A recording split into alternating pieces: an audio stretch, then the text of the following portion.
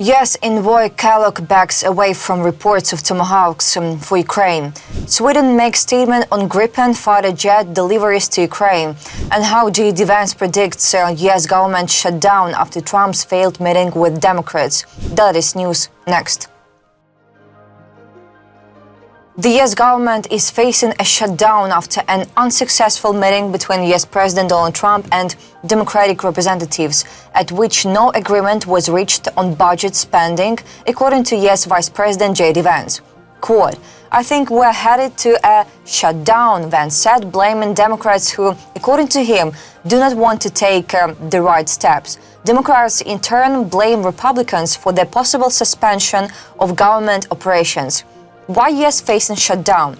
The subject of the conflict between the parties, which cannot agree on a budget, is health care. About 24 million Americans who use the Affordable Care Act program may face increased costs if Congress does not extend temporary tax breaks that expire at the end of the year. House Democratic leader Hakeem Jeffries stressed that Congress must make these tax breaks permanent now as insurance companies finalize higher rates and the new enrollment period begins on November 1st. We believe that simply accepting the Republican plan to continue to assault and guard health care is unacceptable, Jeffries said at the press conference on Monday. Republicans, meanwhile, say they are willing to discuss the issue, but not as part of temporary funding.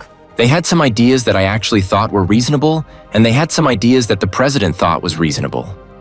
What's not reasonable is to hold those ideas as leverage and to shut down the government. Why Democrats fighting for health care benefits? Democrats are seeking to mobilize their electorate ahead of the 2026 midterm elections, when control of Congress will be decided, and generally support the course of preserving health care benefits. At the same time, some Democratic advisors are privately expressing concern that the shutdown could provoke a negative public reaction if the party fails to explain its position effectively and appears to be simply opposing everything Trump proposes. If the parties fail to reach an agreement, the government shutdown will begin on October 1st. Donald Trump held a meeting with the four top leaders of Congress. The topic of the talks was the approaching deadline and the risk of a government shutdown. U.S. Special Envoy Kellogg says that his previous comments about the possible transfer of Tomahawk missiles to Ukraine do not reflect internal decisions in Washington.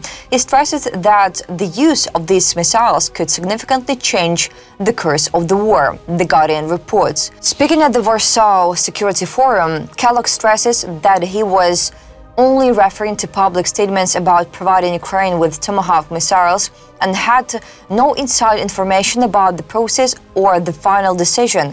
At the same time, he emphasizes the importance of Tomahawks, calling them a very advanced missile system. The U.S. Special Envoy also notes that if their use is authorized, it will change the dynamics of any military conflict, because it will add another level of uncertainty due to their capabilities. The day before, Kellogg said that no decision had yet been made on the potential provision of Tomahawk long-range missiles to Ukraine and that the final word rests solely with U.S. President Donald Trump. Tomahawks are not just another missile, they are a symbol of precision, range and technological superiority. Their deployment in Ukraine would not only bolster the country's ability to strike high-value military targets far behind Russian lines, but would also send a clear signal to Moscow that the West is no longer hesitating when it comes to equipping Ukraine with tools that could fundamentally reshape the battlefield. Kellogg's statement that Tomahawks would change the dynamics of any military conflict is not an overstatement. The mere presence of such weapons introduces strategic uncertainty for the aggressor. It forces a recalculation, shifts the cost-benefit analysis, and undermines the confidence of Russian military planners who have so far relied on the assumption of limited Ukrainian strike capabilities at depth. In sum, while no formal decision has been made, the conversation around Tomahawks is not just about missiles, it's about deterrence, credibility and the West's willingness to match rhetoric with action. Whether or not Ukraine receives these systems, the fact that such discussions are taking place publicly reflects a shifting or return window, one in which the definition of acceptable support to Ukraine is slowly but meaningfully expanding.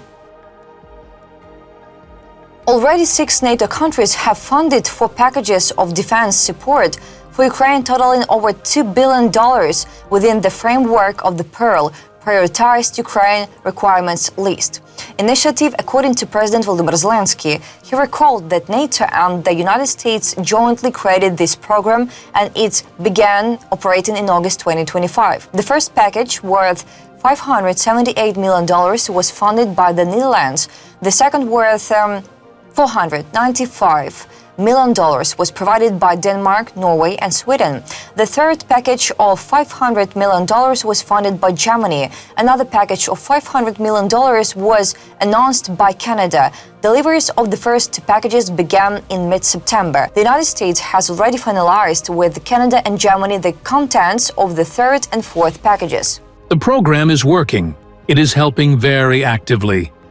This is the program that allows us to purchase American weapons with funds from partners in the alliance.